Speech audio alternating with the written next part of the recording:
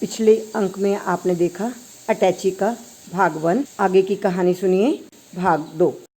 Airport पर उतरते ही मेरी ऑफिस की फ्रेंड डिसूज़ा मेरा इंतज़ार करते मिली। उसका भाई भी था साथ में।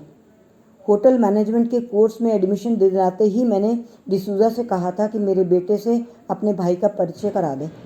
दूर देश में कभी किसी चीज़ की ज़रूरत पड़ सकती है। पहली बार बेटा घर से बाहर जा रहा है। डिसूज़ा इन मामलों में बड़ी सोशल है। यही नहीं, उसका भाई भी बेंगलोर का साड़ी बिजनेसमैन है, बड़ा ही उदार, बड़ा भला व्यक्ति व प्रभावशाली भी। मैं आश्वस्त हो गई थी, रमन को कोई परेशानी नहीं होगी। 2-3 बार रमन ने ज़रूरत पड़ने पर पैसे भी उनसे लिए थे, जो हमने बाद में रमन के हाथ तुरंत भिजवा दिए थे। तो उसे एयरपोर्ट पर देख हैरानी हुई। फिर सोचा भाई के साथ आई होगी, पर इसे मेरे यहाँ आने का पता कैसे चला। फिर सोचा लग गया होगा पता रमन से। हो सकता है रमन मिलने गया हो उनके भाई से। बड़ी इज्जत करता है उनकी, बड़े अच्छे हैं अंकल, खाना खाए बिना नहीं आने देते जब भी मिलने जाओ। कभी कभी मिठाई वगैरह भी भिजवा देते हैं हॉस्टल में, बताता है रमन। पर डिसूज़ा का चेहरा आज फीका था। भाई भी तनाव में था। रामकृष्णन नाम था उनका। रामकृष्णन ने आगे बढ़कर मेरा ब्रीफ केस पकड़ लिया, फिर धीरे से बोले, ऐसा है, थोड़ा प्रॉब्लम हो गया। रमन हॉस्पिटल में है, घबराना नहीं, सब ठीक है, बस थोड़ी चोट लगी है। उसका कोई दोस्त हमको कांटेक्ट किया, लोकल गार्जियन का पता कॉलेज से देखकर। हम सीधे हॉस्पिटल पहुंचे। रमन के बाईं गाल पर एक गहरा घाव था, किसी तेज धार चीज का घाव। एक सन्नाटा भय मिश्रित। रामकृष्णन की मौजूदगी जरूर सांत्वना दे रही थी, पर रमन का चेहरा जिस दहशत से सफ़ेद हो रहा था, उसके पीछे कोई बड़ी साजिश लग रही थी। मन बैठ गया, परेश तो काटो तो खून नहीं। रामकृष्णन ने जो नाम लिया रोशन, तो हम दोनों चौंक गए। रोशन तो रमन का सबसे करीबी दोस्त था, 2 साल सीनियर। सब मदद वही करता था हर काम में। वह दिल्ली भी आया था गर्मी की छुट्टियों में और बड़ी तसल्ली देकर गया था। अंकल आप इसकी चिंता ना करें, इसका प्रोजेक्ट लेट हो गया है, पर मैं सबमिट करा दूंगा। टाइप आदि के कुछ खर्च होंगे, आप बस 5,500 दे देना, मैं अगली टर्म से पहले ही जमा करा दूंगा। मुझे अब याद आने लगा, हमें स्टेशन पर छोड़ने भी आया था अपनी गर्लफ्रेंड के साथ। गाड़ी चलने तक खिड़की के पास खड़ी वह लड़की तसल्ली देती रही थी हमें। विचित्र तो लगा था थोड़ा कि 2 ऑटो किए गए थे, एक में मैं और रमन, दूसरे में रोशन और उसकी गर्लफ्रेंड। उनके ऑटो के पैसे लेने भी ऑटो वाला हमारे पास आ गया था। रमन ने फट से मेरा पर्स पकड़ जल्दी से उसे पैसे दे डाले। मैंने एक बार कहा भी, उसका किराया भी तुम दोगे? मेरे लिए तो आए हैं ना मम्मा, क्या हो गया? मैं चुप हो गई थी।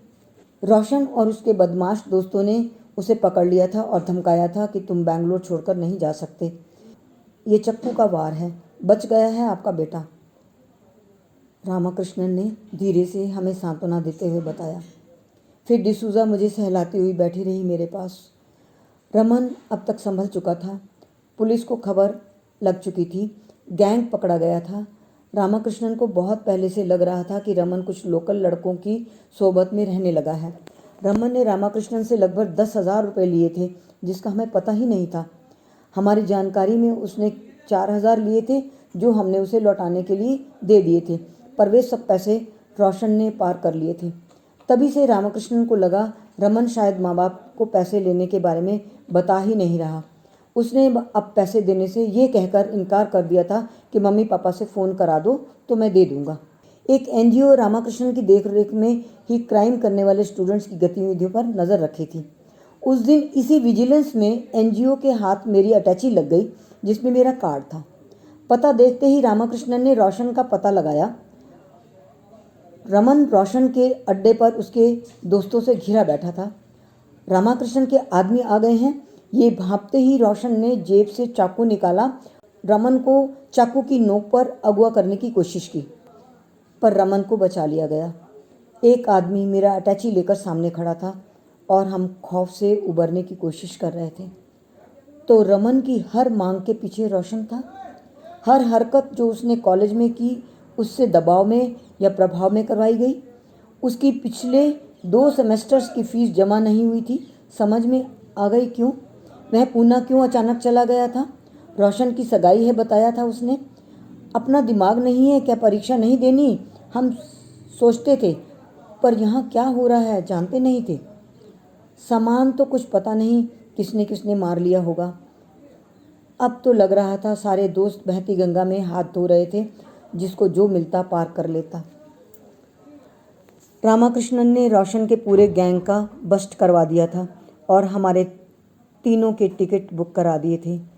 चलते चलते परेश का क्रेडिट कार्ड हाथ में पकड़ाया। आपके कार्ड से वह लड़की 80,000 निकाल ले गई। इसे अब तुरंत डीएक्टिवेट कराइए। क्यों दे देते हैं ऐसी चीज़ें आप बच्चों को? अपनी खोई अटैची और बच गया पैसा लेकर हम लौट आए हैं दिल्ली।